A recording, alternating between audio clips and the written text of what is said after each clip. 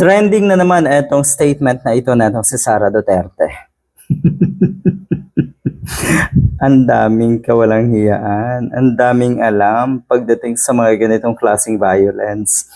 At talagang sinabi mo pang for example, yung example mo, kadalasan talaga ay iisipin ng marami nating kababayan na yaan mismo ang ginagawa mo. Speaking through example ka, Sara Duterte. Through experience mo, Sara Duterte. Ayan. Nako, hindi pa nga tapos yung usapin tungkol sa kuno ay hire mo ng hitman, assassin, para patayin si PBBM, si First Lady Liza Marcos at si Martin Romualdez. Hindi pa yan natutuldukan. Inamin mo yan ng kung ilang beses.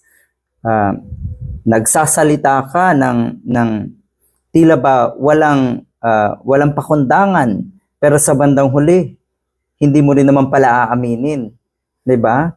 Sasabihin mo na ang mga nakikinig na misinterpret ng mga kababayan natin.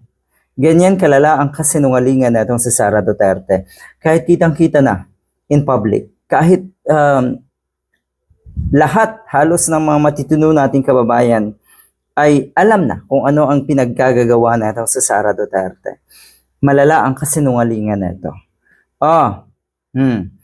Yung sinasabi niya na ito daw na ating bansa, ganyan ang gusto niyang ipakita sabihin sa mga taga-suporta niya na ang bansa natin ay magulo. Ang bansa natin sa pamumuno ni PBBM ay hindi maayos. Pero lahat yan ay kabaliktaran. Laganap daw ang violence dito sa ating bansa.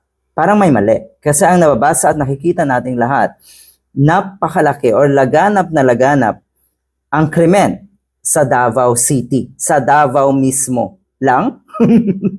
Pwede, kasi yung iba namang, sa ibang lugar naman, mga isolated cases lang yan. Pero maya't maya, makikita natin ang mga kriminalidad, ang mga krimen, talamak ang krimen sa Davao City. Yan ba ang safest? O eto, ang ginawang example, dahil nga kuno ay yung gun violence dito sa ating bansa ay talamak na. Gumawa pa nga siya na example na halimbawa daw yung kanyang husband ay may kabit. Madali daw na mag-hire ng hitman for only 5,000 pesos. Anong klaseng idea ito? Nagbibigay ka ng idea sa mga kababayan natin? Or nagsasalita ka dahil yaan talaga ang kadalasang nasa utak mo, yung pagiging bayolente. Pwede rin naman pareho, dahil ayaw nyo ng maayos at tahimik na bansa. Gusto nyo, sa puntong ito, gusto nyo magulo ang bansa natin. Dahil, nga naman, magre-reflect sa kung sino ang leader, kung ano ang katayuan ng peace and order dito sa ating bansa. Pero sa tingin ko, una na pong natuldukan kung ano ang katayuan ng peace and order sa Davao City. Sa Davao, sa mga nangyayaring talamak na krimen. Alam na kung bakit. Dahil ginawang normal na itong mga Duterte ang kriminalidad dyan sa Davao.